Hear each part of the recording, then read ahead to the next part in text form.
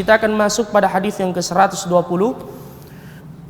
Hadis dari sahabat yang mulia Abu Dzar radhiyallahu anhu. Beliau mengabarkan anna nasan, bahwasanya ada orang yang berkata, sekelompok orang yang berkata, ya Rasulullah, dhahaba ahlud duthuri bil ujur. Orang-orang kaya itu telah memboyong semua pahala.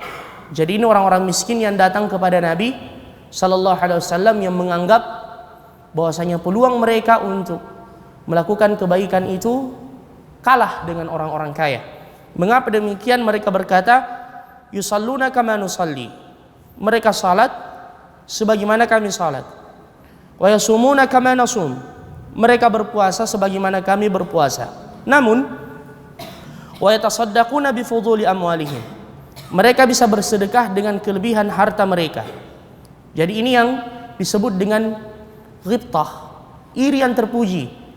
Jadi iri asalnya adalah tercela, haram hukumnya. Hasad, haram hukumnya. Tetapi jika dalam kebaikan itu terpuji. Ya, misalkan ada orang yang diberikan harta oleh Allah, dia membangun masjid, menyantuni anak yatim, kemudian membantu orang miskin, kemudian dia iri terhadap orang tersebut dari sisi bahwasanya dia bisa mengerjakan kebaikan yang lebih, itu boleh. Namun hati-hati, jangan sampai irinya dari sisi bahwasanya dia menjadi orang yang terkenal, dia dipuji oleh orang, setiap dia mendatangi tempat dimanapun dibukakan pintu untuknya. Kalau dari sisi itunya yang diiri atau yang dihasadi, maka ini tercela. Tapi kalau dari sisi bahwasanya orang ini mampu melakukan kebaikan yang banyak sedangkan dia terbatas, maka itu bagus. Sebagaimana para sahabat ini. Nabi kemudian berkata, awalaysa qad ja'alallahu lakum ma tasaddaquna bihi. Bukankah Allah Subhanahu wa taala telah menjadikan untuk kalian sesuatu yang dengannya kalian bersedekah? Jadi di sini Nabi hendak memperluas kebaikan itu. Tidak membatasi sedekah hanya dalam bentuk materi. Nabi kemudian menjelaskan, inna bi kulli tasbihatin sadaqah.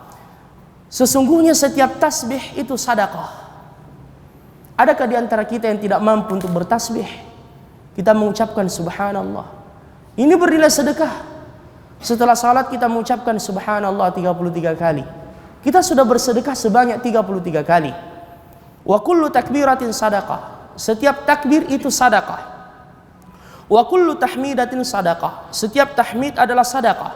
Wa kullu tahlilatin wa kulli tahlilatin sadaqah. Setiap tahlil, ucapan la ilaha illallah adalah sadaqah. Wa amru bil ma'ruf sadaqah. Memerintahkan kepada kebaikan itu sadaqah. Kita ke masjid, kita mengingatkan anak kita, nak, sudah masuk waktu, mari ke masjid. Atau kita di jalan ada orang yang duduk, ya kita mengajak dia, mari ke masjid. Terserah dia mau ke masjid atau tidak, yang penting kita sudah mengajaknya dalam kebaikan, itu sadaqah. Wa nahyun 'anil munkar sadaqah. Mencegah dari kemungkaran adalah sadaqah. Bahkan wa fi bud'i ahadikum sadaqah. Seseorang yang kemudian meletakkan syahwatnya pada istrinya yang halal adalah merupakan sadaqah. Ketika Nabi menyebutkan ini, mereka keheranan dan bertanya, ya Rasulullah, ayati ahaduna syahwatah.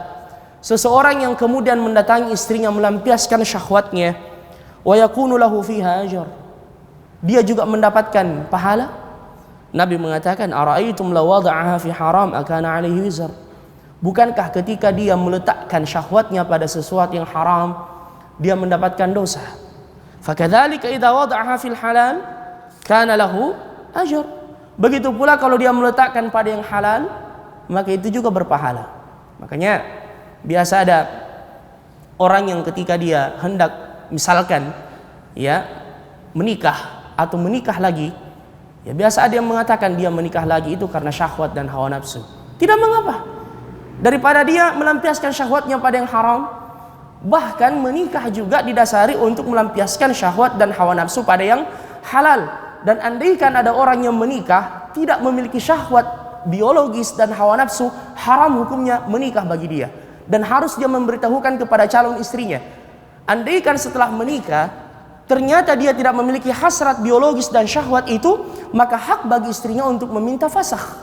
Ya, jadi memang ini salah satu di antara kebutuhan biologis yang dilampiaskan pada yang halal, bahkan dijadikan sebagai ibadah oleh Allah Subhanahu wa taala.